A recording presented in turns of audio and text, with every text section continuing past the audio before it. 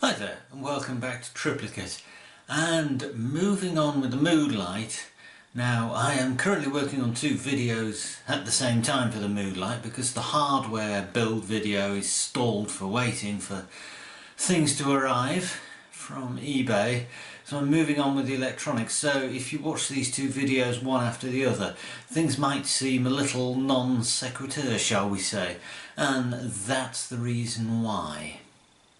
And if you're only interested in how I set the STM32 and the Nucleo up to run the Neopixel type LED strip, there will be a time on the screen, and if you jump to that point in the video, that's where I start talking about that, and you can miss out me waffling on about mood lights. We did decide that up to now it's been powered by the Arduino, or controlled by the Arduino, but we wanted to have an audio input, which means we want a faster processor that'll run at audio rates so we can do digital audio processing, sort of filtering and rectification and simple stuff, but you can't do that in the Arduino. So we are going over to an STM32, in this case the F103, which is about the cheapest and most basic Nucleo you can get. So at this point I think we need to take this out of its package, not actually even out of its packaging yet, and see if we can fire it up. Okay, so decided to wire all the bits and pieces up before we try and turn on the Nucleo and get some code into that, so we've got something to drive. So taking a scrap piece of plastic and mounted in it the PIR sensor, the microphone and the light sensor down in that hole, and there they are on the back, all just held together with super glue. And then I have a bit of Veriboard that plugs into that connector on the Arduino, and there will be wires between them around. And there's a transistor here because the LEDs need a 5-volt logic input, and the STM32 produces a 3v3 logic input, so I'm just using a transistor, and I'll be inverted, but it doesn't really matter. So I will solder some wires together and then we can see if we can get something running. So, bit of a change of plan here. Decided to get the LEDs running first, because then we can use them as some kind of a display output for testing the rest of the stuff, the other inputs. So I've wired up my transistor. Now these guys have a 15k input impedance, which makes sense, so for noise immunity if you're running two of them any distance apart, but it would have been nice if the datasheet had actually stated that, so I ended up with two resistors on the collector of my transistor, just to when it's off, pull the voltage up to acceptable high level for the LEDs. So we should be good to be able to drive the LEDs now. So let's plug this onto the Arduino. Well, let's get the Arduino up and running first.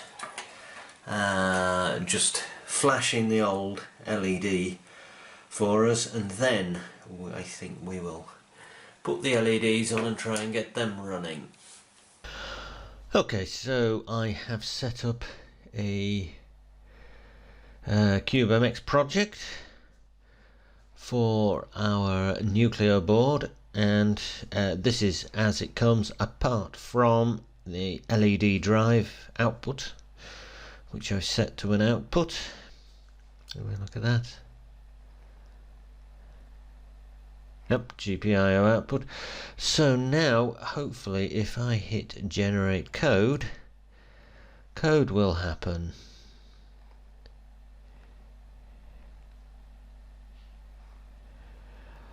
Okay, so I'm going to have to wait for it to download something.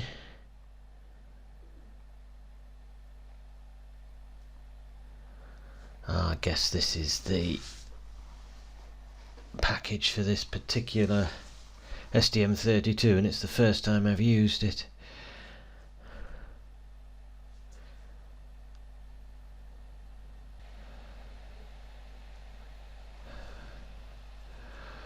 Okay, open folder,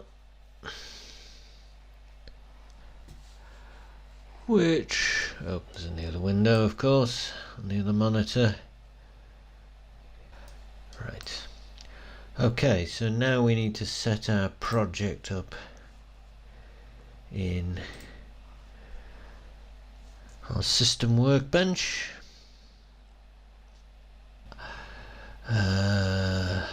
Switch workbench, other. Okay,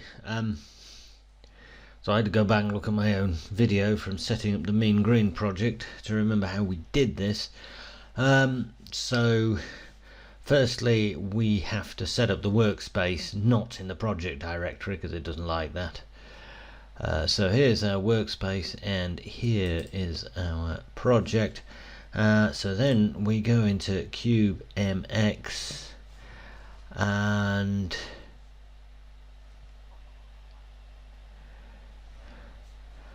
we need to go into the project manager and we need to set toolchain and IDE to that.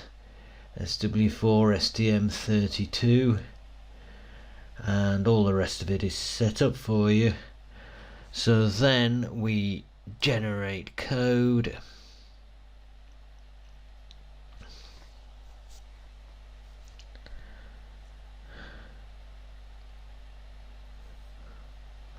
And we can open project, which will now open the system workbench with the project. Okay, so here's the little Nucleo blink code, which just toggles the LED pin and delays for a second just to check we can talk to the board. Actually, that's probably the code that's in it. Anyway, we'll see, because we'll power up the Nucleo board for the first time.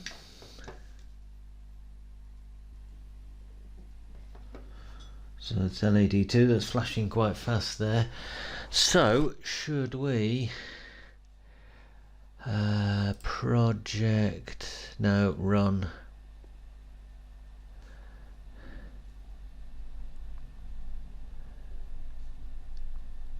Oh, come on. Run debug as that one, I believe. Okay, after the usual struggle and restarting the program a couple of times, got it to upload the code to the Nucleo. So shall we see if it goes? And up there we go. The little green light is flashing at 1 second, so shall we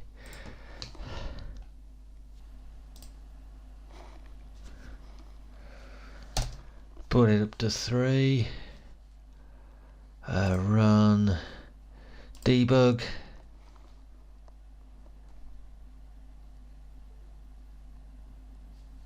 always save resources before launching.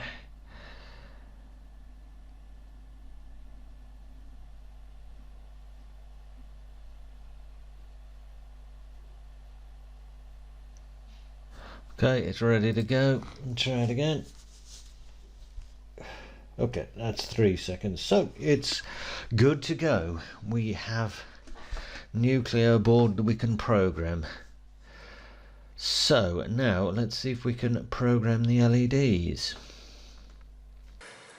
Okay, so what have we done? I've got two scope probes, one on the output of the Nucleo and one on the output to the LEDs. So we're just going to test our little transistor inverter here.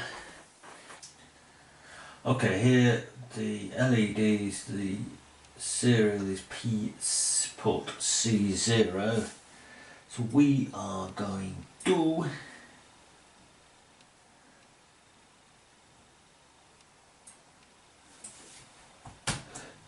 put that 0, we're just going to waggle it up and down as far as possible and check the waveforms are good for the drive to the LEDs.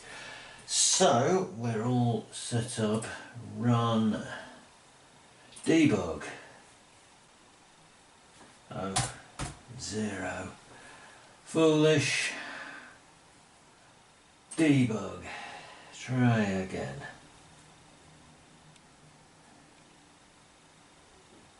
That's gone through and it's ready to rock, so we'll turn the thing on, see what the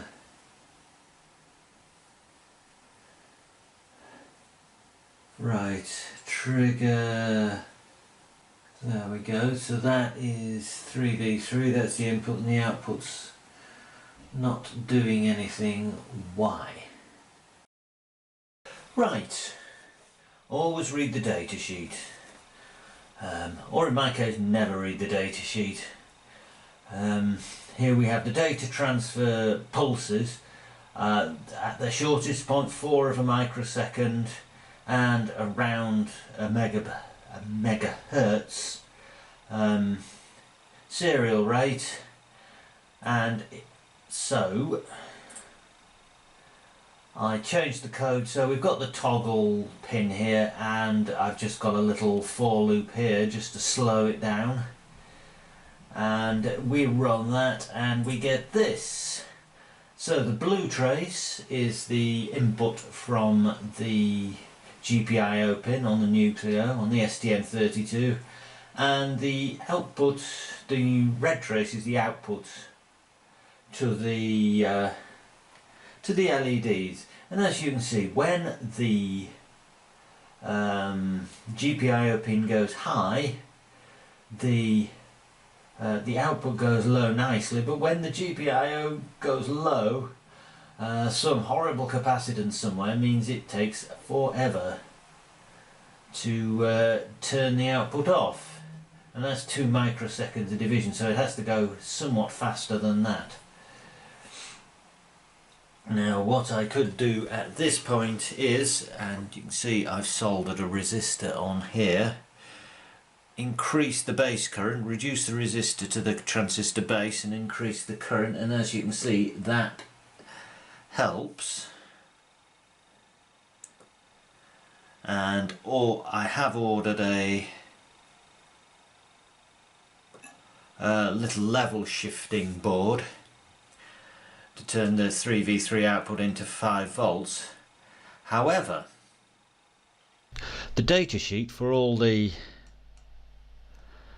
specifications quotes the supply down to 4.5 volts, and at 4.5 volts the minimum switching level for a high input is 0.7, and 0.7 of 4.5 volts is 3.15 volts, which is below 3.3 volts. So if we stick a diode in series with the LED's supply to drop it down to 4.5 volts, it should hopefully work. And we might lose a little bit of brightness, but these LEDs are way brighter than we need for this application anyway. So I am going to try and do that now and proceed on that basis. Okay, so we have meter on, a little diode hanging off the edge of the board here, which will do for now, and this is the supply to the diodes, which are off the top of the shot here. So if I were to power this up and see what voltage we now have on the diodes on the LEDs, we have 4.2 with nothing connected, and hopefully that won't drop much further with the diodes on, but I can now connect the serial output straight to the Nucleo pin, and we can see if we can get some of these LEDs to turn on. So how do we drive these pretty little LED lights? Well, they are based on the WS2812B Intelligent Control LED integrated light source, which basically has 3 LEDs, a red, green, a blue, and a control chip all in one package. Okay, so here's how they work. Each one of them has obviously a supply and an input and an output.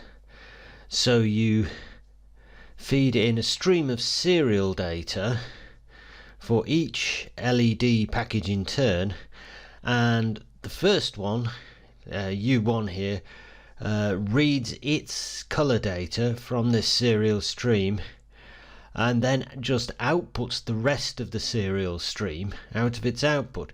So U2 here will get a serial stream with its color data at the start of it, so it reads that and then outputs the serial stream minus its own data, and so on right down to the end.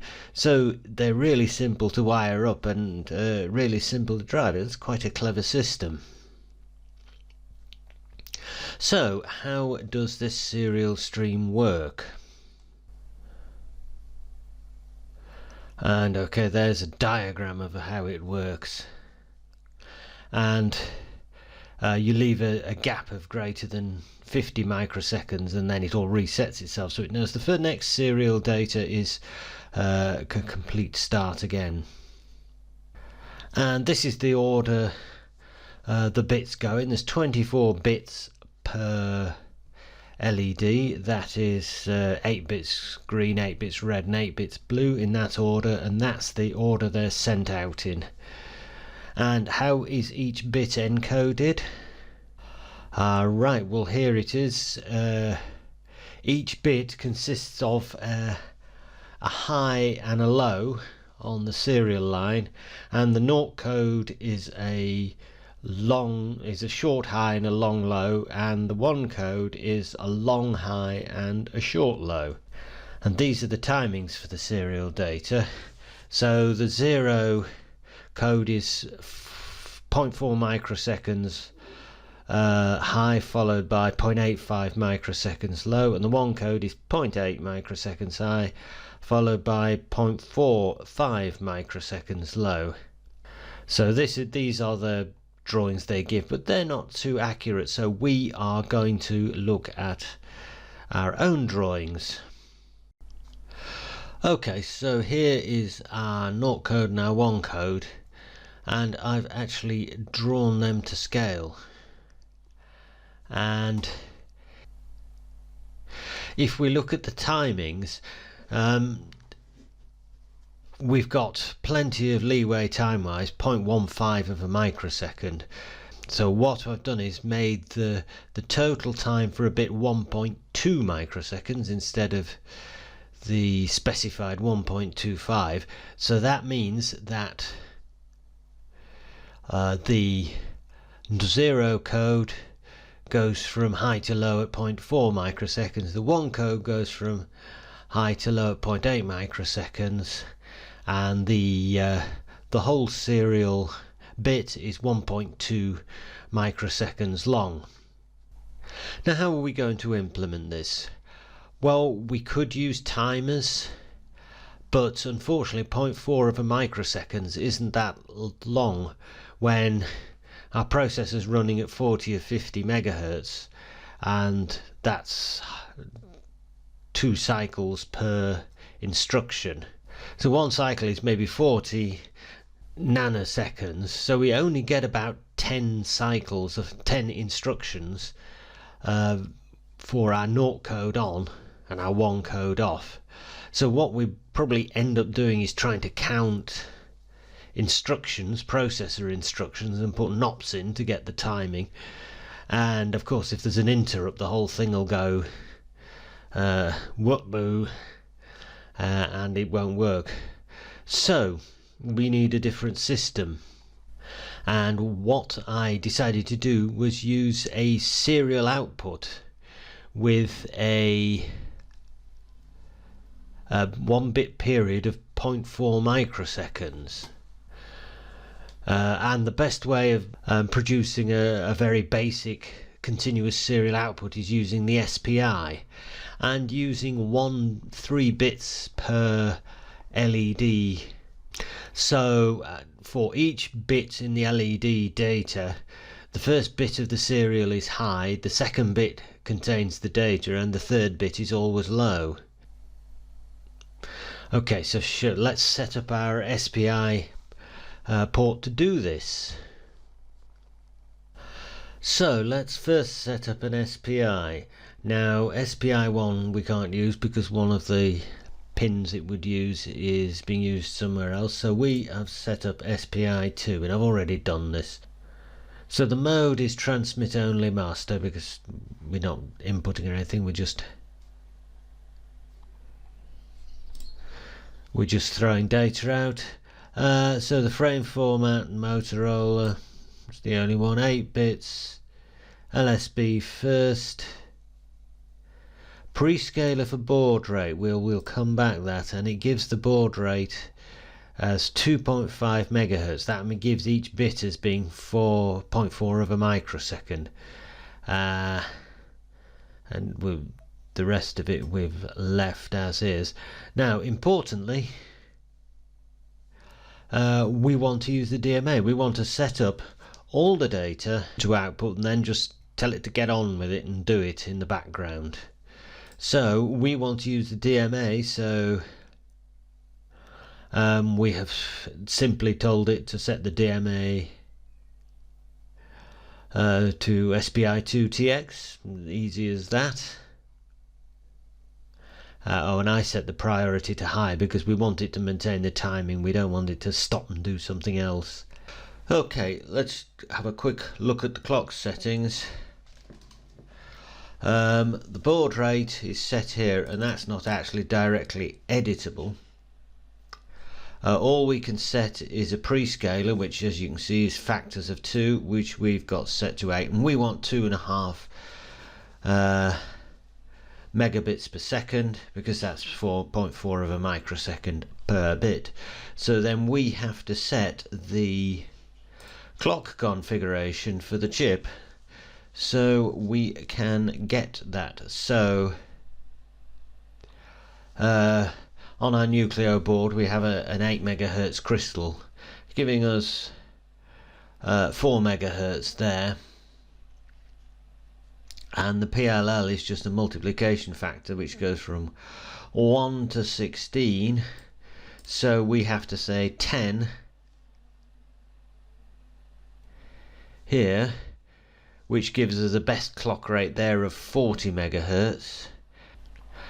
So remember we wanted 2.5 megahertz, so with a prescaler in the clock that gives us a division factor of 8.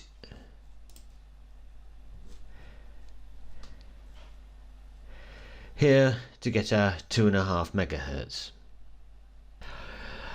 So that's it. It's as simple as that. And if we go across here, we'll see that we get the clock. We don't need the clock, we just need the MOSI, the output, and that is what we connect to the input of our first LED. So now we can generate code.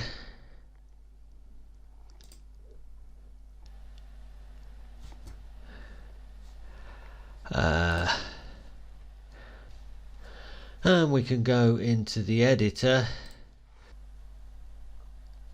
and I have generated a WS2812C and a WS2812H. I'm doing this in C, but you could create a WS2812 class if you wish to do it in C++. So here is the WS2812 structure that contains all the information. So it's got a handle to the SPI port, just so we can output the data when it's ready. And we have some LEDs, those are the LEDs, just RGB values. And we have a buffer. This is the buffer where the serial data to go out of the SPI is assembled, and that is 3 bits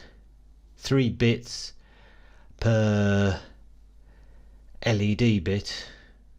You see what I mean? So the SPI is sending 72 bits per LED. So that gives the size of that buffer. Right, so how does it work? We have a setup function which basically just stores the pointer for the SPI buffer, and we have an update function. So firstly, this clears the SPI buffer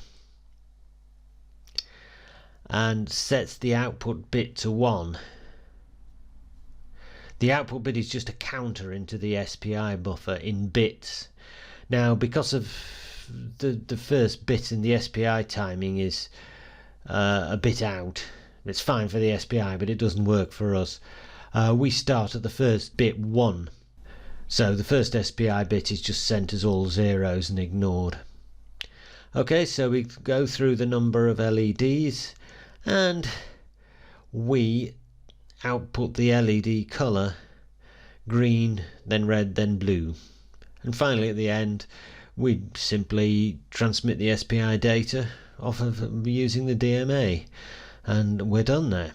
So starting at the most significant bit, we go through each bit. We set the first of the 3 bits to 1, the second of the 3 bits to 1 if the bit's set in the colour, and the third of the 3 bits to 0. Okay, and how do we set the bits? The out bit number is the number of bits into the stream, but it's collected into 8-bit bytes. So we have an offset, which is the byte offset in the SPI buffer array. We have a bit, which is the bit offset in that array, and set is either 0 or 1, so it sets the appropriate bit in the SPI buffer and increments the out bit, so the next bit that we're asked to set will be 1 further on in the bit stream, and it's as simple as that. 3 small functions. So if we go into main, I've just done a very simple demo of it here. So we call the setup routine, and as we go along the LEDs we set them in turn to red, green, blue or white, and each time we increase the brightness as we go along the chain. It calls the update function there, and the while function is empty, so it's just does that once and loops forever, just to demonstrate them turning on. Okay, so shall we give it a go? If we go run debug, should compile the code. It's recompiling all the HAL stuff. Done. Fire her up. Oh, and there we go. It works. So I hope if you're looking to use an STM32 to drive these LED strips, Neopixel LED strips, I hope that helps you do it. There will be a link to where you can download the code I wrote to do this, and that will be in the description. Okay, and just for the fun of it, I implemented the code I had in the Arduino to have the colour, the RGB colour moving along, and here it is.